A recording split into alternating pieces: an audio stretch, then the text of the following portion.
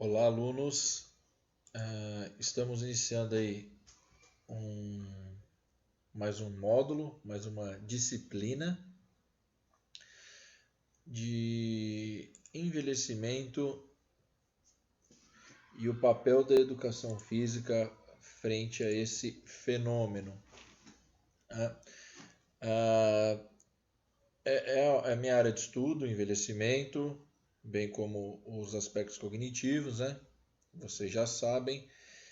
Mas não por isso, eu considero, já falei em alguns outros momentos em aula, mas considero muito importante esse eixo aí da educação física e muitas vezes pouco visto e quisto pelos profissionais de educação física, né? Performance é bacana, é legal, mas eu sinto, já falei isso em aula, né? Eu sinto que o nosso país, né? Salvo algumas regiões aí, mas a gente tem mais em abundância esse público do que o próprio atleta, né? Temos atletas amadores, temos os atletas em idade escolar, para quem trabalha com educação física escolar, né?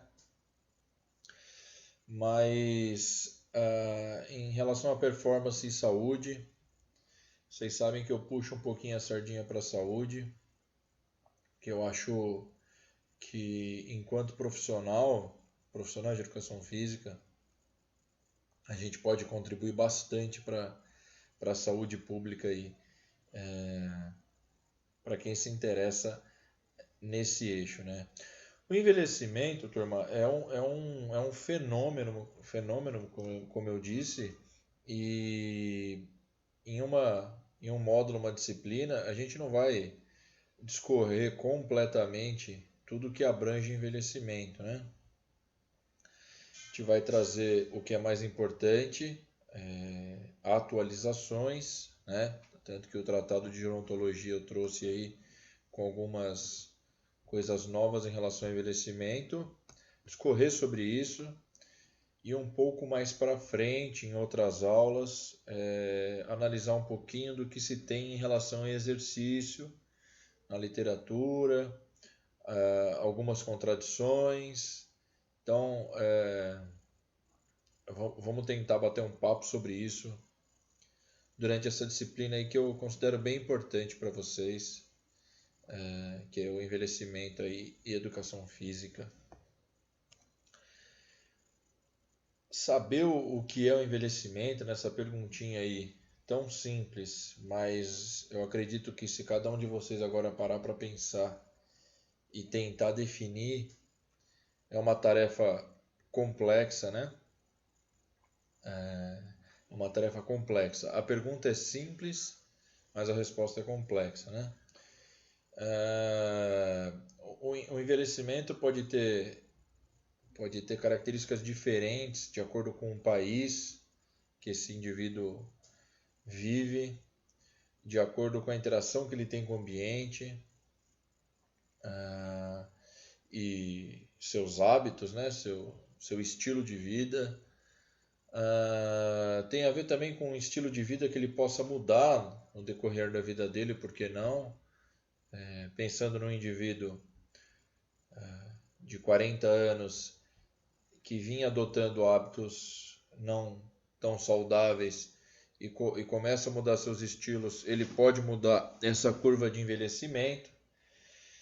Então, no passado já existiu, hoje existe e vai existir sempre a discussão e problemáticas aí em volta desse termo aí que é o envelhecimento. A Organização Mundial de Saúde classifica aí como um processo sequencial, individual, cumulativo ou acumulativo, irreversível, universal, né? Bem importante aqui, não patológico, né? De deterioração, né? Declínio de um organismo maduro, ou seja, né? O que essa parte da afirmação quer dizer, né? Eu começo a envelhecer já desde que eu nasci, né? Não, o envelhecimento não começa, como muita gente fala, desde que você nasce, né? Você tem células que envelhecem e morrem desde que você nasce, com certeza. Mas a curva do envelhecimento não começa quando você nasce, né? Então aqui tem, ó, aqui diz, né? Não patológico, de deterioração de um organismo maduro. Então, um organismo que já amadureceu. Próprio a todos os membros de uma espécie, de maneira que o tempo torne, essa parte é bem importante, né? Menos capaz de fazer frente ao estresse ao meio ambiente. Então, a gente sabe que o ser humano é um ser dependente de estímulos externos, né? Se deixarmos dois bebezinhos aí até a puberdade, um em isolamento completo e outro vivendo normalmente, a gente vai observar sérios problemas de desenvolvimento naquele que ficou isolado sem estímulos, né? E olha só que interessante, né? O tempo, o senhor do destino, né? O tempo, que é para todos, torna a gente menos capaz de fazer frente a esse estresse, né? Do meio ambiente, né? Então, esse estresse do meio ambiente, ele a cada dia você vai se tornar menos capaz de fazer resposta a esse estresse, né? Então, vamos fazer um paralelo com a nossa área. Um indivíduo idoso ele vai ter menos peito, menos capacidade de suportar novas cargas de treinamento, por exemplo, né? Do que o indivíduo jovem. Então, essa definição dá para ser usada aí para a gente, nas nossas atividades, tá? Como referência, mas teremos a discussão de outros termos aí que englobam o envelhecimento bem importantes de discutir. Como esse, né? Como a senescência. Na busca de tentar explicar o envelhecimento de forma mais eficaz, surgiu o termo senescência, né? Que é a deterioração progressiva, né? Então, importante também a gente destacar essa parte, né? Essa deterioração não é só um simples declínio, é um declínio que ele vai progredir, né? Infelizmente, né? Por isso que todos nós temos um fim. É a progressão desse declínio. Ele existe e é progressivo, ele vai aumentar. Das funções corporais ao longo do tempo, e o envelhecimento humano normal tem sido associado a uma perda de complexidade em uma ampla gama de processos fisiológicos, né? Então, perceba e faça esse link, por favor. Senescência e envelhecimento humano normal. Senescência nada mais é que a perda, né, dessa ampla gama de processos fisiológicos, estruturais, anatômicos da idade, né, do envelhecimento. Esse é o termo, discorrendo o termo senescência, é isso, é a perda dessa complexa gama aí de processos fisiológicos, né? E aí é colocado pressão arterial, a marcha, né? Que é o caminhar mesmo desse meio idoso. Temos o teste de marcha aí de 10 metros, bem usado para verificar a funcionalidade, né?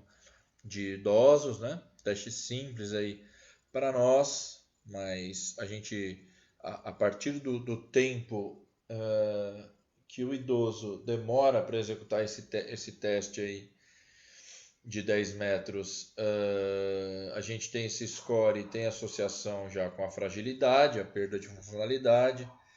Aí tem perda do sistema respiratório, visão, dentre outros aí como fertilidade, a dinâmica postural e o aumento de risco de mortalidade, né? E aí o novo tratado de gerontologia, né, lembrando que a gerontologia estuda o envelhecimento, né? E a geriatria estuda as doenças associadas ao envelhecimento. Daí a gente faz até o paralelo da senescência e senilidade, né? A senescência está ligada à gerontologia e a senilidade à geriatria. A senilidade são as doenças incidentes no envelhecimento. E aí é a pergunta que faz a gente refletir, né? Vitalidade ou longevidade, né? Vamos só ler essa pergunta aqui por enquanto e não vamos responder ela ainda não. Mas a nova gerontologia traz aprimoramento da amplitude de saúde, ou seja, o número total de anos que a pessoa permanece em um estado ótimo de saúde e não apenas o aumento do tempo de vida. Então, o que é proposto hoje, turma, não é o tempo de vida em anos, mas a amplitude, né? Aprimorar, melhorar a amplitude da saúde. Então, o tempo, o número total de anos que a pessoa permanece em um estado ótimo de saúde, vamos dizer assim, né? E aí pode haver outra discussão do que é um estado ótimo de saúde, né? Que é outra discussão complexa, mas que a gente, no caminho aí das disciplinas, acabamos de falar sobre saúde, né? E segundo ponto, né? O que antes era definido como envelhecimento normal pode ser resultado de maus hábitos, né? Então, também bem reflexiva essa afirmação, né? Então, olha, o que será, né? Vamos refletir sobre isso. O que será que é um envelhecimento normal e o que será que foi ocasionado por maus hábitos, né? Olha que interessante, em interação ambiental, então, como dieta e exercício, né? Então, será que determinado grupo que envelheceu de tal forma envelheceu normalmente ou por influência, né? Então, e aí ele coloca aqui a terceira afirmação que função cardiovascular reduzida, baixa força, redução de amplitude de movimento, distúrbios de sono, estão ligados a limitações funcionais, independentes de doença. Então, de novo, tirando esse aspecto e essa visão que muitos têm de envelhecimento e doença, né? Então, independente de doença, eu tenho essa deterioração, esse declínio, tudo bem? Independente de doença. E aí, a gente volta para a pergunta, né? Longevidade ou vitalidade, né? Os dois é praticamente impossível, né? Principalmente no final da vida desse indivíduo. Mas o que aconteceu nos últimos anos, e eu já falei isso algumas vezes em nossas aulas, é que o aumento da longevidade fez diminuir a vitalidade nos últimos anos de vida, né? Então, muitas doenças apareceram pelo aumento da expectativa de vida da população mundial. Então, por viverem mais, lembra que a deterioração é progressiva? Então, isso comprova o que eu estou falando. Se é progressivo e eu estou vivendo mais, essa deterioração começa a ser maior e aí eu fico doente. E aí começa a aparecer doenças diferentes ou doenças que já existiam de forma mais grave ainda, mesmo com todo o avanço da medicina, ao passar dos anos. Da medicina e de todas as outras áreas que envolvem a saúde, como a nossa, né? Então, o que mais, né, que a nova gerontologia traz aí para concluir o papo de hoje, né? Que o envelhecimento bem-sucedido inclui 4 componentes principais. Então, a espiritualidade, vocês já devem ter ouvido eu comentar em outras aulas aí, que lá no meu programa, onde eu faço mestrado, tem a parte de mestrado de ciência do envelhecimento e tem muita gente estudando espiritualidade no envelhecimento, né? A influência da espiritualidade no envelhecimento bem-sucedido e ou saúde, e ou qualidade de vida, e ou enfrentamento de doenças, e ou nível intelectual. Saúde física e todas as positivas consequências, né, de um estilo de vida ativo no meu organismo, é um outro eixo no envelhecimento bem-sucedido. A saúde emocional e educacional, né? Então, olha a importância do controle das suas emoções, tanto positivas quanto negativas, para o envelhecimento bem-sucedido, né? Educacional, né? Entra bem no que a gente verificou lá no MOCA, naquele teste de rastreio cognitivo, né? Poxa, o quanto interfere o nível educacional de um indivíduo no final da vida dele, né? Como eu falei para vocês, acho que eu já fiz essa comparação, falando em envelhecimento, é como se fosse uma poupança lá do banco. Então, durante a vida, você investiu naquela poupança educacional, você trabalhou essa parte cognitiva, você aprendeu outra língua, lia bastante, tem uma escolaridade, um nível de escolaridade maior, parece que pessoas com esse nível mais avançado de escolaridade, que se preocuparam mais com essa saúde educacional, como é colocado aí, tem um envelhecimento melhor, né? Incidência de doença mental menor, né? E a satisfação social, né? É um outro eixo aí no envelhecimento bem-sucedido.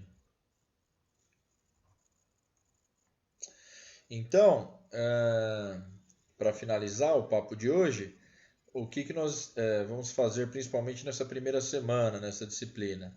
Descobrir o que é o envelhecimento, as discussões que giram em torno dele, classificar, né, esse envelhecimento, talvez, se possível, e mais para frente, no decorrer das semanas, a gente vai inserir aí o exercício frente a esse eixo de envelhecimento e ver as contradições, o que tem de consenso da nossa área do exercício para o envelhecimento. Tudo bem, turma? Obrigado por acompanhar até aqui. Um forte abraço.